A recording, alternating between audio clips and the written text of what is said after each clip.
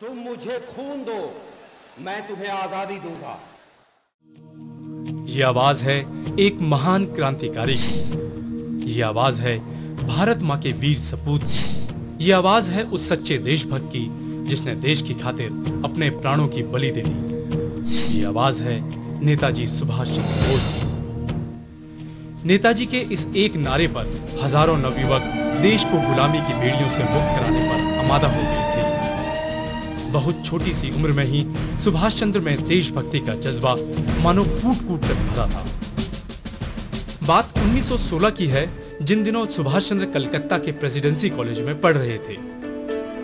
स्वभाव से धीर गंभीर इस युवक ने एक रोज अपने ही कॉलेज के अंग्रेजी के प्रोफेसर को बुरी तरह पीटकर सबको चौंका दिया। दरअसल उस प्रोफेसर के मुंह से भारतीयों के लिए निकले अपशब्द सुभाष चंद्र बोस सहन नहीं कर पाए। इस वाक्य का नतीजा यह हुआ कि इन्हें कॉलेज से निकाल दिया गया।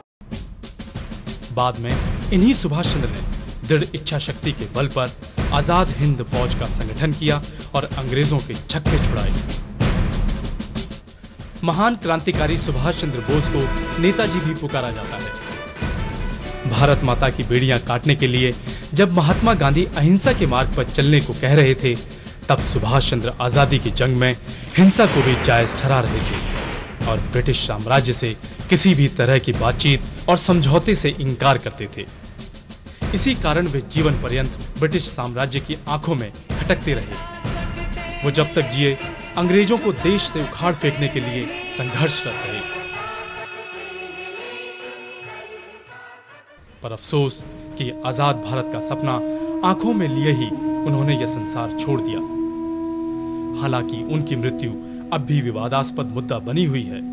कुछ लोग मानते हैं कि नेताजी जिंदा हैं, जबकि कुछ स्रोतों के अनुसार अगस्त 1945 में टोक्यो जाते वक्त उनका जहाज दुर्घटनाग्रस्त हो गया, जिसमें नेताजी समेत सभी यात्री मारे गए। चाहे जो भी हो, नेताजी का संपूर्ण जीवन शौर्य और बलिदान की सच्ची मिसाल है। उनका जीवन जय हिंद का नारा और उनका गीत कदम कदम बढ़ाए जा भारतवर्ष की भावी संतति के लिए सदैव प्रेरणा स्रोत बने रहेंगे।